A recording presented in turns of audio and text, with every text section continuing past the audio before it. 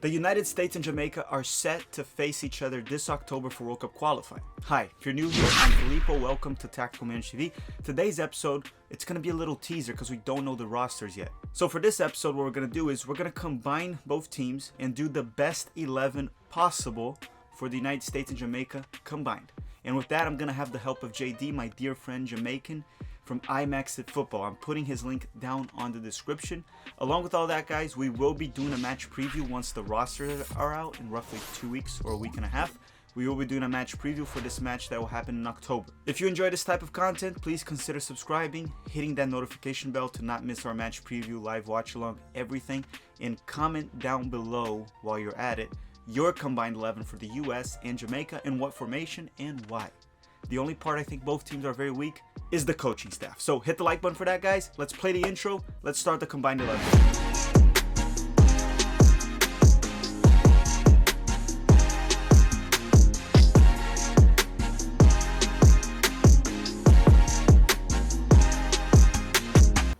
All right, guys. So this is how it's gonna go. Me and JD talked it through. It's gonna be based off current form. So it could be how the players playing in the national team, club level. All of that is what we made the decision each position. Obviously, I think we're gonna have very similar picks. We'll explain why we picked each, but maybe some will be different. And if they're different, we don't need to reach an agreement. JD, how you doing today, JD? I am pretty much fine and up for picking this list because I have been pretty much impressed with the CONCACAF, a lot of teams and a lot of players. So let's get on with it. So are you going for 4-2-3-1? Yes, I think 4-2-3-1 would be the best thing to select. And guys, you should know that even though it have two defensive central in it, one can be a box to box. So that's how I made my selection. Okay, so let's start the goalkeeper. And the goalkeeper position, to me right now, we can't place Zach Steffen in this race. He's not playing. Ethan Horvath hasn't been playing. And Jamaica's best goalkeeper is obviously Andre Blake. So it kind of becomes a battle between Andre Blake and Matt Turner. Andre Blake has been good in MLS as he always is. Apparently in Jamaica, he did well, but he was also shaky. Matt Turner was the best goalkeeper of Gold Cup, has been in amazing form for New England in MLS.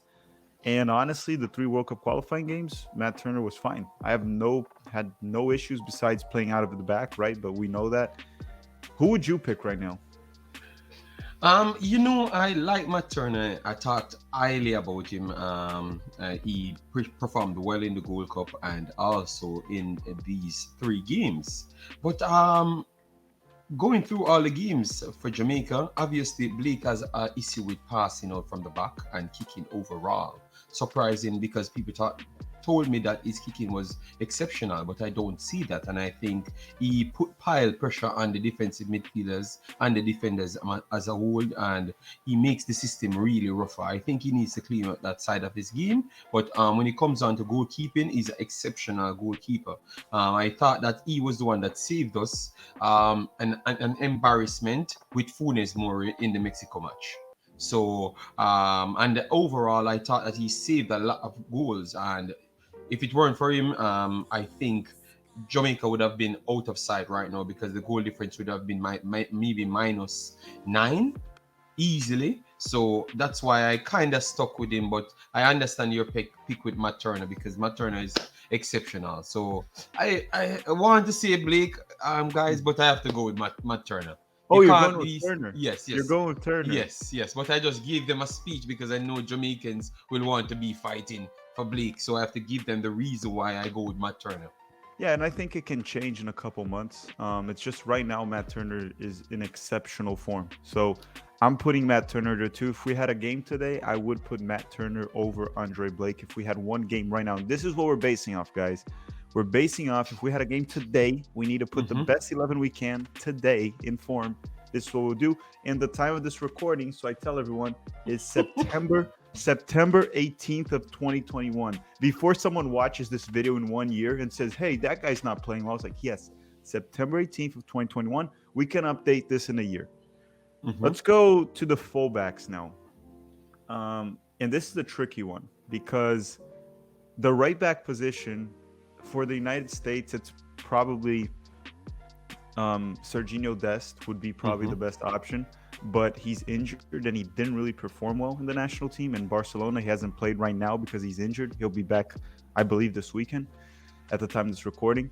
Brian Reynolds, another option, hasn't been playing. DeAndre Edlin wasn't too good. Who else? Reggie Cannon's not playing. But Joe Scally has been amazing for Borussia Mönchengladbach or Borussia not Dortmund.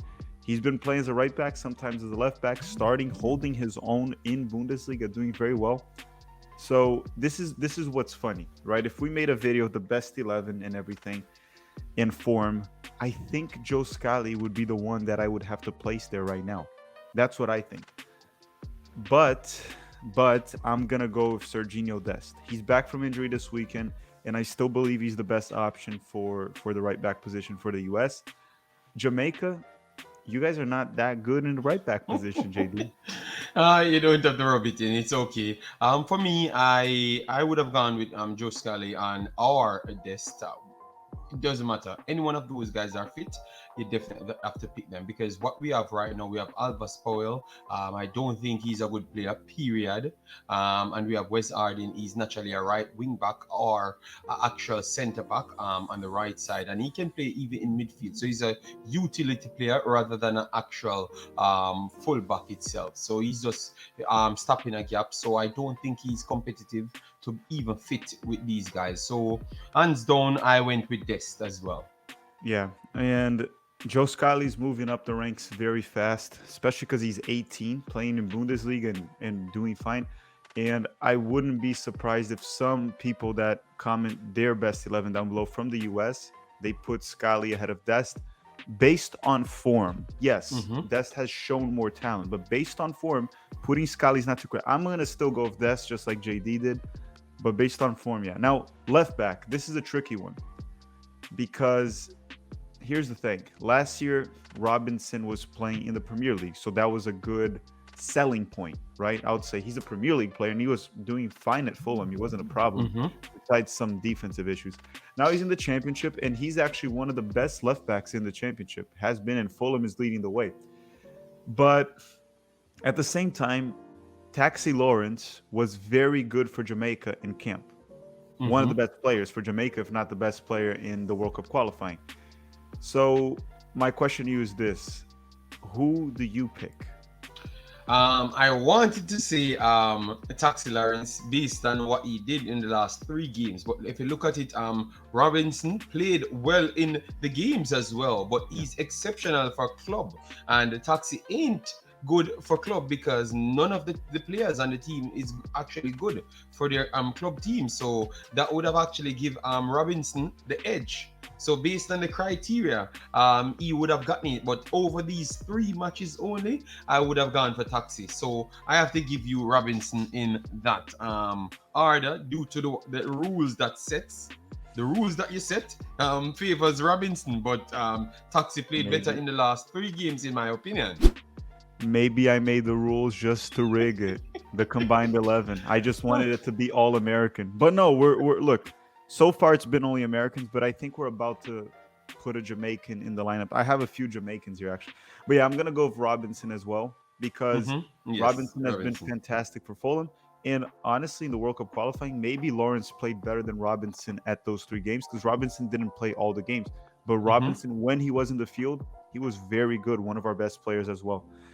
Okay, so far it's only Americans. It's Matt Turner, Serginho Dest, and Anthony Robinson. Now we're gonna go to the 2 center backs. Okay. Yes, maybe you're gonna lose both of those space. We'll see. I'll start with some of my arguments. Let me talk a little bit about the Americans real quick. So Miles Robinson has been in exceptional form. Good for Atlanta. Was he the best? He was one of the best players in Gold Cup. There's no doubt. Scored the goal to win and was amazing on defense. He was very good in all 3 World Cup. He's been having probably the best few months of his career. And maybe some Atlanta fans will disagree with me. I think they'll agree. This, at least from what I've seen from Miles Robinson the past 2-3 years, had the injury last season as well. This is probably the best months of his career at age 24. Now, John Brooks, which is probably our best center back and one of the best center backs in CONCACAF, is in poor form right now. Well, it's tricky, right? He was very poor in World Cup qualifying. And then he was, before World Cup qualifying, doing very well for Wolfsburg, but he came back and already got a red card. It seems like things are not going for Brooks as they used to. So I wouldn't say yet that he's in poor form. I want to see him play in Bundesliga for Wolfsburg. He's going to play this weekend while we're recording. So maybe he put up a masterclass performance and ruined everything that I'm saying, JD. But that's the situation now. Chris Richards just arrived at Hoffenheim, so he needs some time to show that good form, even though he is a player that could slide into it. But I'm not putting Chris Richards yet. And then you have the Jamaicans, which I'll let you talk about them. A few of them I rate very highly. Damien Lou is pretty good. Ethan Pinnock has been a beast at Brentford in the Premier League. Leah Moore has been good in the championship, but he wasn't very good for Jamaica. So talk about the Jamaican centerbacks. Right now, for me, the American ones, the main ones are Miles Robinson, John Brooks, Chris Richards. We could put Mark McKenzie there as well. There's a few other options, but these three are the main ones to me right now. I have four on the listing. We have Leah Moore, which you know about. He came from the Panama game, he was okay because the back line on a whole was pretty much okay.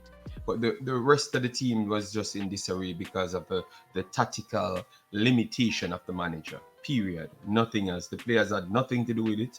0%. The manager is just downright not good. So Liam Moore was the worst out of the two. Ethan Pinnock, I thought he was okay on the night, and he showcased some glimpse of his actual dominance or his ability to tackle and read the game. I saw that in that Panama game, even though it was a very bad performance from Jamaica in its totality. And for his club, Pinnock is one of the best centre-backs in the Premier League now, based on actual form. So I think it's a no-brainer to say he's one of the best in the CONCACAF. Obviously, he has not played so much game as yet. So that's Ethan Pinnock and Liam Moore. The next two guys that played the other two games are Damien Lou. He was okay in all of the two games. I thought that sometimes he's a little bit rash and prone to getting sent off because of rash challenges, but I think him and Liam Moore puts in that same category because they are the hyper players. So I understand, but he has been okay as well. And Mariappa, the older version, as obviously you know, he's coming from the English school. He's very much of a good reader of the ball and a technical player as a centre back. And he does everything well, but he's older, but he did put in two very good, convincing performances. So we have four in total, but I would have only put up two for my argument, which is Damien Lou and Pinnock. I think Pinnock's performance over in the Premier League would give him the edge because he was okay in the Panama game. Damien Lou, he was okay in the actual two games, but his club form ain't the best, and his league is not the highest league and not really comparable to Ethan Pinnock. So I think Ethan Pinnock has the edge. So any one I have to put up, it would have to be Ethan Pinnock, in my opinion. So the two center backs I would go with right now, if we had a game today, I would have Miles Robinson as the right center back and Ethan Pinnock, because he's a lefty, all right, for anyone who doesn't know, as the left center back. So that's how I would go. It hurts me to leave Brooks out, but if we had a game today, form would matter, and Ethan Pinnock's form is a lot better than Brooks right now, and he's a top Premier League player as well. Now, Miles Robinson's form has been unquestionable the past few months. So I would go with Robinson and Pinnock. What about you? Yes, I truly believe. And the next thing as well, just to add to for the Jamaicans, Damien Lou can't play over the left side really good. He did it for his club, and believe me, it's not really the best performances for him. For Jamaica, he plays on the right-hand side, and he's a completely way better player. So because it's the left side, the selection have to go.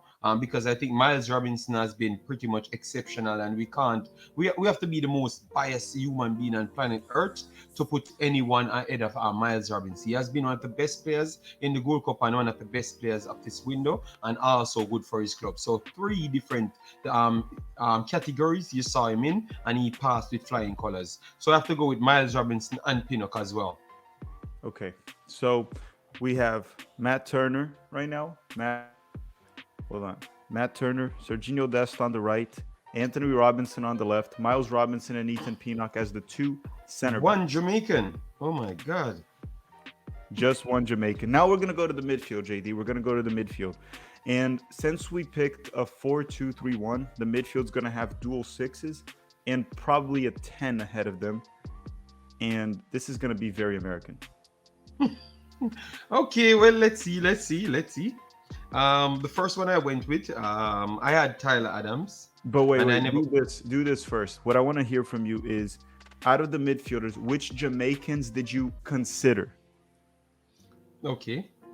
The Jamaicans I've actually considered first to put in the race based on overall qualities and the performances for the country and also their clubs. I would have to go with Devon Speedy Williams. He played okay for his club and he's okay for the country as well, because Jamaica, they have not gotten any points, so I can't, no more than just 1 point, so I can't say anyone was exceptional. But Speedy Williams was one of the better players in the team itself, so I think it translates over. And then you have Antony Grant. He's an older player playing for Swindon in League 2, and he has been consistent, maybe 7.1, 7.2, and as a centre back and a CDM. And I thought that he came into the Jamaica team and was a standout yet again. So those are the two sixes I would have to go for. That as options, right? You didn't mean you picked them. And then, so those are the Jamaican ones. For the United States, the dual sixes that we would have to put as options right now, honestly, it's not even close. Some could even say Acosta can maybe enter the race, a few other guys, right? But the two options have to be Tyler Adams and Weston McKennie as the dual sixes. If we had a team for the US and I had to play dual sixes there, it would be Tyler and Weston. And honestly, based on the names you told me from Jamaica, and I know Speedy, at least I watched Speedy play, I'm going to Tyler Adams and Weston McKennie. Yes, I went for those two as well, but I had to give them some mention because they have been playing well for the team, so it makes sense to give them some mentions. But Tyler Adams, I think, is in a different league of everyone else in the actual tournament, to be honest, you know? So, and Weston McKennie speaks for himself. I still believe he's the best American player, so both of those guys made it in. Even though he parties too much? Yes. Even though he parties too much, I think he's the best American player. I will still stick with that based on his qualities. I think you guys don't respect him much. Yes, he's that elite. Well, we rate him very highly. We just want him to party a little less and focus. No. You guys always said it's Pulisic is the best player. You know, Pulisic is the best player. Reina maybe, but attacking midfielder number 10. Who would be the Jamaican options?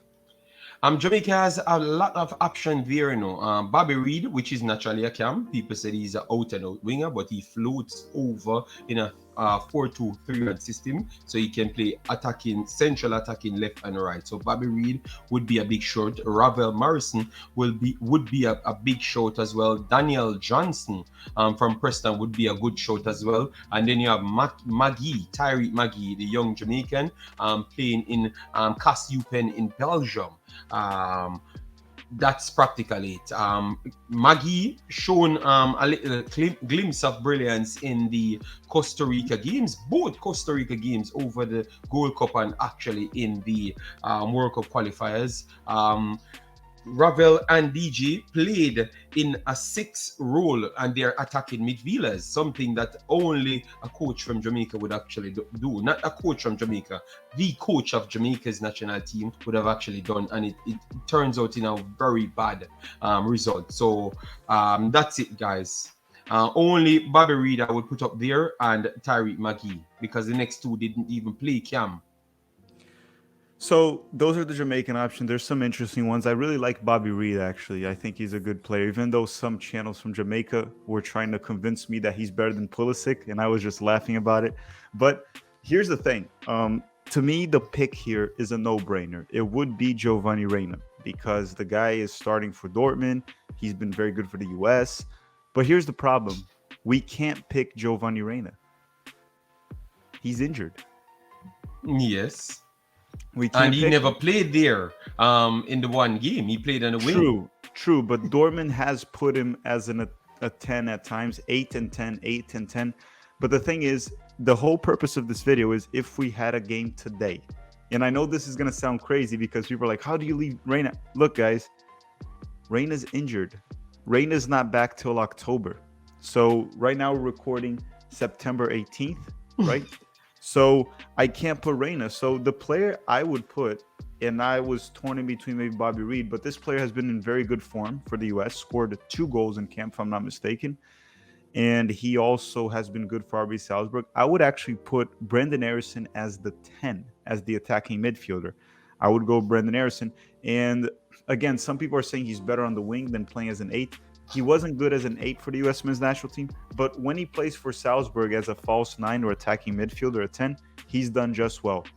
I'm going to put Brendan Harrison there. If I had a game today, that would be my 10 because Reina is injured. Otherwise, Reina would be there. All right, then I will stick with Bobby Reed over Brendan Harrison. You know why? Both of them are similar style players that likes to play on the outside but have the capability to play on the inside. And for Fulham, Bobby Reed have been pretty much exceptional. I know he does not play well for Jamaica, and due to the fact that he came off the virus from the last World Cup, but I would have to stick with Bobby Reed based on just his actual form at Fulham. So let me know if the fans will disagree or agree with me. I have to get a Jamaican in, and I think Bobby Reed is the. But Jamaicans don't respect him, you know. And I tell you that this guy is a baller, you know. I'm going to stick with Bobby Reed for this one. But if it was Reina and all day. But Bobby Reed, I'm going to stick with. Okay, so the midfield is Tyler Adams, Weston McKennie, Yes, and yes, then agreed. mine is Brendan Harrison as the 10. Yours is Bobby Reed. Honestly, fair pick. I'm not. I don't think you're being crazy with that. Yes, I'm sticking with Bobby Reed. Okay, now we're gonna go to the right wing, left wing, and then we'll do the center forward. So let's start with the right wing. Let me talk about the Americans first. So for the winger position, we have Pulisic, Conrad De La Fuente, Tim Weah is back from injury today with Lille while we're recording. He's playing. Actually, he's on the bench. Giovanni Reina was an option too at the wing. Apparently, Greg loves him there.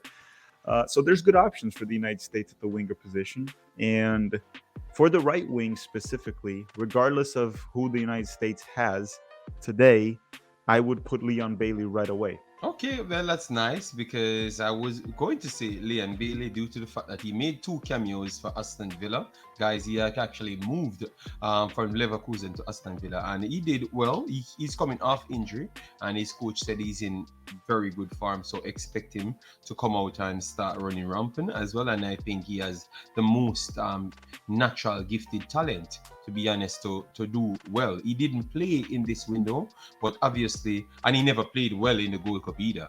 But definitely for club, we have to take the club form, and for club form, the glimpse that he's shown, I would have to stick with Bailey. Not being biased, but honest. And also I know form matters, right? Form matters, especially because the whole thing in this video is if we had a game today. Mm-hmm. Now, even though we have a game today, maybe he's not the best form of his life. It's still probably one of the highest quality players in this team. So you want to put him out there and hope he picks up form in the game, whatever happens, which brings me to our left winger, right? The left winger, technically, so Pulisic is already back in individual training. So he's getting healthy, should be good to go and play soon. Maybe Chelsea's just taking it easy. So Pulisic should be fine. But then it comes with the debate. He's fine, but he's coming back from injury. Is he in form? And then you have other options. Like, for example, for the United States, Conrad De La Fuente has been very good for Marseille, right? That's one of the options. Matthew Hoppe can play as a winger, but he hasn't been playing yet for Mallorca. There's other options, right? But same reason as Leon Bailey. I know Pulisic's healthy. I know he's healthy. He just hasn't been back playing Chelsea because I think Chelsea's taking the time. I would have to put Christian Pulisic on the left wing. So Bailey on the right, Pulisic on the left. That's how I would go today. For me, I would have to go with Pulisic because you have Jamie Lou, that's a natural winger slash striker.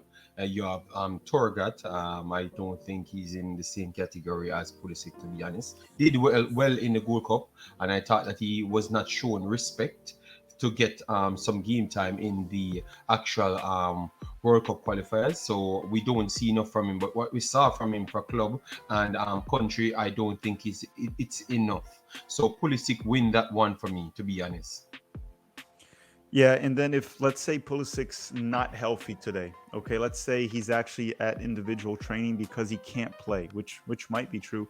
I would put Conrad de la Fuente there personally. That's Yes. who I would go. Who would you put if I, you I had? think Conrad De La Fuente would have been the better option yet again, due to the fact that we have Bobby Reed in the camp position and not outside the left. That's the only individual to compete with him. I think Jamal Lowe has not been kicking off well for Swansea, and he moves to Bournemouth now, and he just even played a game. So his farm is not the best, and he only played one game, just that one game against United States, in which he scored. So I can't take those stats to put over a De La Fuente. I think De La Fuente would actually win it. So whether it's De La Fuente or Pulisic, I would give either the choice there. I know some Americans are gonna say, "Hey, you forgot to mention this player, that player. Where's Busio in Mm-hmm. the midfield? Where's Yunus Musa in the midfield? Where's that guy there?" It's like, guys, listen, we can't talk about the entire poll. We can't talk about every single player. We're only talking about maybe the top three of each position, top two, because that's the purpose of the discussion. And form matters here, even though quality does as well. We're trying to make our best judgment, which brings us to the center forward position now. And this is a tricky one. This is a trick. If it was 1 month ago, it would have been super easy, very easy. Actually, it still is easy in my opinion, but some Americans are gonna hate me for this. So go back a month. The United States has Sargent, DK, Mm-hmm. Hoppy is an option at the center. He's actually a center forward, to be fair. Jassy Zardes, Pfok that just scored at Manchester United. But then none of these players really convinced us that they are there to start, that they can play in a high level for the national team. But then Ricardo Pepe came in one game, was involved in all four goals, even scoring one and getting assist, and heavily involved in the other two. But again, Jamaica just got a dual national, Mikel Antonio from West Ham, that is a beast at his prime. Very technical and physical player, both good, versatile too, but now mostly a center forward, even though he played as a right back at one point. I think it's a no-brainer. I know some people from the US might say Ricardo Pepe, but guys, let's be honest here. Ricardo Pepe he has to prove himself still. Could he be one day better than Antonio? I don't know. He's 18, maybe, right, JD? Maybe. But right now, we can't put Pepe on the level of a player that's in the Premier League performing year in, year out, year in, year out, performing well. Mikel Antonio, right now, if we had a game, he would be my starter. Yes, agreed. And not just him. I think we have three strikers on the books that would have gone ahead of all of the Americans. So if I can put all three strikers in to make up the Jamaican numbers, it would be amazing. But I would have to stick with Mikel Antonio. Mikel Antonio is just a gifted physical specimen of a human being, and believe me, he's delivering at a top shelf. He's the best prolific striker in the Premier League, and he extended his streak towards the Europa League as well. Obviously, he never did well in a Jamaica shirt, but no one did well in that game. And you have to know the context around that game. The context around that game was all about the coach himself. He fielded 8 UK based players and patched some other guys around them and let them play. So that's why. So if you are blaming him for the performance, believe me, you had a striker playing winger, you had 2 camp playing defensive midfielder. Wait. You guys have a coach that is not very good and plays players out of position. Why does that sound so familiar? That's so familiar. Who does it remind me of? I can't remember right now. I can't remember who it reminds me of. Yes, it happens. It happens. I know who you're talking about. He's talking about the United States coach Greg Berhalter. But yes, they are pretty much similar. But it's just very sad. But Mikel Antonio is hands down the best player from club form, and if he gets more time for Jamaica, he's going to be the best player. Period. You can't challenge that spot. Shamar Nicholson has done well for himself. He got 2 goals out of 3. I know a lot of people watching this video will always remind me, but we're breaking it down based on club and country. And the club form for for Antonio is exceptionally good at the level he's playing at. He's playing at the highest level, so you can't compare Shamar Nicholson to him. Period. So I think Antonio won it hands down, and that's my 11. So I'm gonna go through my 11 again, then yours, and we'll wrap up the video. And guys, if you haven't already, hit the like button or dislike button, whichever one, and share this video with anyone, even your neighbor, whoever's out there. And remember, we picked based on if we had a game today. Okay, so some players that are probably better on a normal situation, on normal form, were left out. Like John Brooks would have never been left out by me personally right now, but I think right now Ethan Pinnock would be a better option if we had a game right now. So my team is Matt Turner, Serginho Dest on the right back, Miles Robinson and Ethan Pinnock are the 2 center backs, and Anthony Robinson is the left back. My midfield on this 4-2-3-1 formation is Tyler Adams and Weston McKennie as the dual 6s. Not Giovanni Reina, Brandon Harrison as the 10, because Giovanni Reina is injured and not back till October. So if we had a game today, there's absolutely no way Reina could play. My right wing is Leon Bailey. My left wing is Pulisic with a little star on it, because if Pulisic is not good to go, which he's training, but apparently he might not be good to go, I would personally put Conrad de la Fuente. And my center forward is Mikel Antonio, not Ricardo Pepe for now. JD is the same exact team, but instead of Brendan Harrison, he has Bobby Di Cardova Reed at the 10, and everything else is the same. Everything else is the exact same. JD, we're going to be doing a preview for this in 2 weeks or so. Anything else you want to add? I got 4 players in. You tried to just give me 3 players, you know? So at least I got what I want. 4 players in. I think that's justified. I think a lot of the Jamaicans will love 4 players in the best 11. That's no 4 problem. too many. 4 too many. Guys, all right, you just got 5 points out of the miracle 9. You got 5 points, so you don't have this big hype around you anymore. Mexicans, go Mexicans. Oh, you're getting a lot of hate for that. Guys, go subscribe to the JD's channel. I'm putting it down on the description for Jamaican content. Thank you very much for watching, everyone. Have a great day.